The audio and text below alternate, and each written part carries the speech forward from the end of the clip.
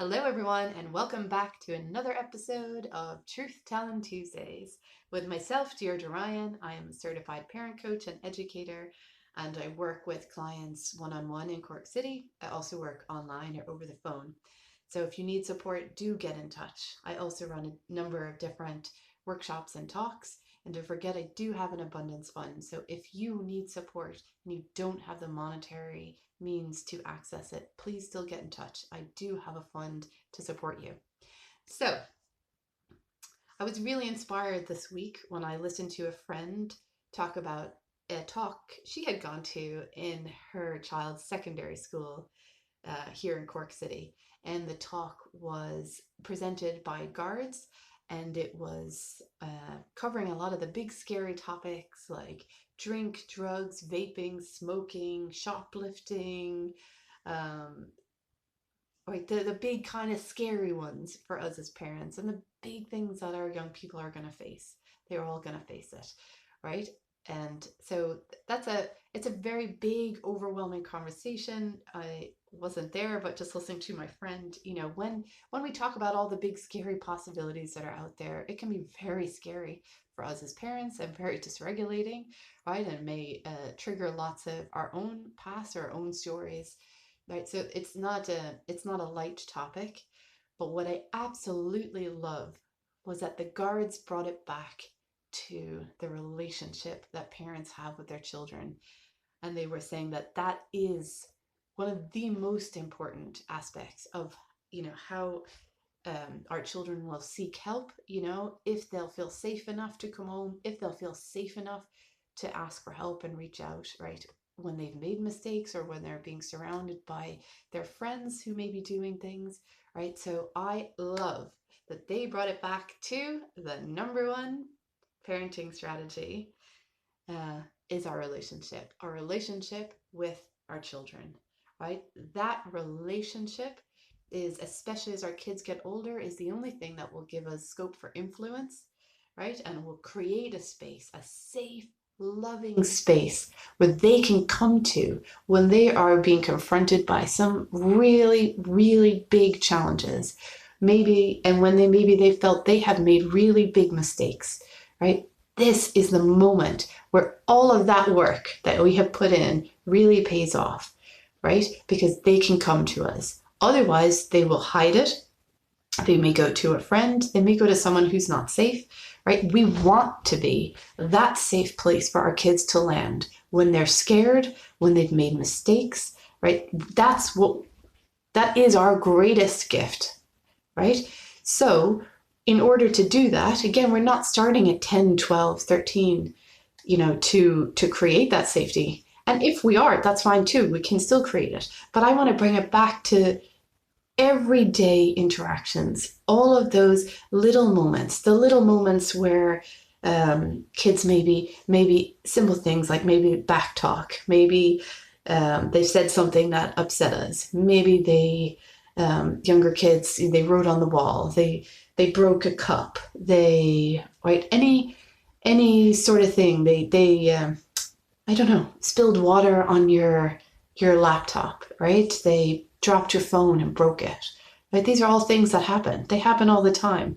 right? Kids are kids. They're going to be kids. They're exploring their world. It's not meant to be the simple, problem-free. I don't know what that even means, right? We learn and we grow, we make mistakes, we all make mistakes, adults make mistakes, kids make mistakes.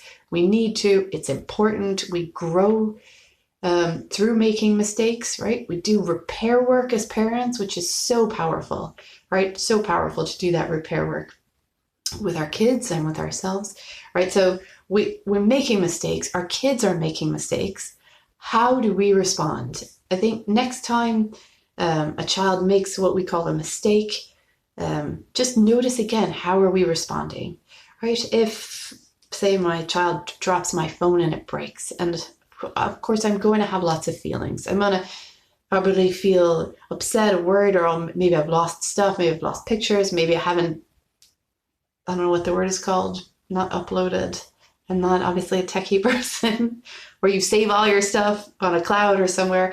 Maybe we haven't done that. Maybe we don't have the money to buy a new one. Maybe we really need this for work, right? So we're going to have a lot of feelings, probably going to have an automatic nervous system response, just like our kids do. We might yell, we might get angry, right? But in those moments, we really want to draw in all the practice we've been doing for regulating ourselves. Take that moment, you know, do your thymus thump, put your hands on your face, do whatever it is you do. Do a few jumping jacks, cold water, whatever it is, right? Because in that moment, they're terrified, right? They're really scared. They didn't mean to break your thing, they didn't mean to drop the phone. It's really, really scary for them, in that moment. And in that moment, they don't know. They may not know if they're worthy of love and belonging. They may not know if if the thing was more important than them, right? So this, in that moment, if we can, right? I know how hard it is. I really, truly do. But what we want to do is try in that moment, pull out, use our adult perspective, use our life experience, right? To look at it and just tell yourself, it's just a phone. It's a thing, right? This relationship with my child, if I can meet them with compassion and empathy, right? If I can say, you can say, oh, my phone's broke, and I know you didn't do it on purpose, and I know, and you are still worthy of love and belonging, and I love you so much, and I love you so much, right? And what usually happens in these situations is we're going to be dysregulated. We have to regulate ourselves, and we're going to have to help and support and regulate the child there who's looking at you not knowing, right? Who doesn't have the power in this relationship, right? So they are creating these stories in these moments. If we can come in with love, they will internalize that even if I make a mistake, I'm worthy of love and belonging. They will know that if I make a mistake, my mom, my dad, my carer, granny, whoever it is a safe person for me to come to, right? Because again, they are going to make mistakes. They have to make mistakes. Practice when they're younger, right? They've drawn on the wall. Usually that's not a defiance. They've probably just gotten really excited, right? Again, we got to pull back, get the perspective, regulate ourselves before we respond, right? And get perspective and remember, right? When your child is 14, 15, 16, 18, right? We want them to come to us. We want them to feel safe enough to come to us. We want them to internally know that no matter what they have just done, they are worthy of love and belonging. No matter what they have just done, right? We are there to love them and support them, right? The greatest teacher is in love. It's not in punishing or coercing or even rewarding, right? It's in loving. So we want to create that space. So I would just invite everyone, right, to just start to look at when kids make these mistakes, how are we responding? How could we respond differently? How would we respond differently if we really, really understood the importance of that relationship and how that relationship is going to play out as your children get older, right? So again, just seeing how we can shift, how we are showing up in these situations, how we are holding space for our kids in these moments. They're at their most vulnerable in those moments. They're most vulnerable, and how we treat them then will have the biggest impact. It's not how we treat them when they are calm and regulated and we're telling them we love them, which is very important. Also very important. Please keep doing that. Our kids need to hear it more, I think, than we realize.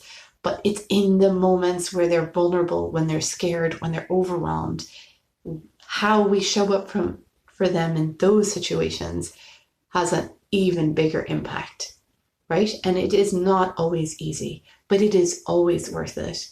And it is what will help us, as I said, to have influence with our kids as they get older. We will then be the person that they call up when they say, I'm drunk and I don't know how to get home, right? That's what we want. If they're afraid that we're going to yell at them and give out to them and tell, how could you do that? That was so stupid. They're not going to call us, and they're going to find another way home, and it may not be as safe, right? So it is that important, right? Just to create that space where when they make mistakes, we are safe. We are a safe person for them to show up in. We are safe for them to come and bring all of their troubles and their worries and their mess ups, and they can bring them to us, and we are safe, right? So just wishing all of you, just again, just getting curious about how we respond and not judging how we respond, because we are all human, including myself, very human. I'm very human, and I make mistakes all the time, and I do a lot of repair work. So I'm really very humble at this stage. But I just, each time I'm a little bit faster to catch it. Each time I'm faster to own it, right?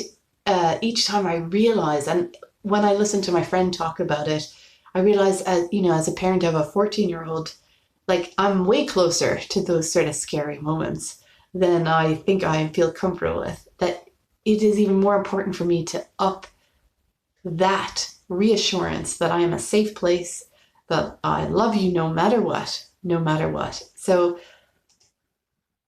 yeah, let's just get curious. Again, with love for ourselves and however we're responding and however we responded in the past, right? With love for our children, let's put our relationship with our children at the forefront and like get very clear again, as said, on why we're parenting, what are our values, what do we really want for our children, and how do we nurture that relationship so that they can grow and thrive as they are, and so they have a safe landing when they mess up, because they will. They have to. That's just part of it, right? So yeah, just getting curious and being open to leaning into that just a little bit more each day.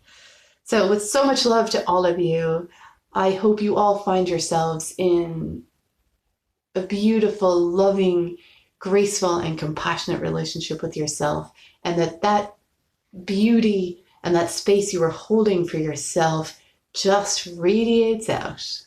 So much love to you all. Bye for now.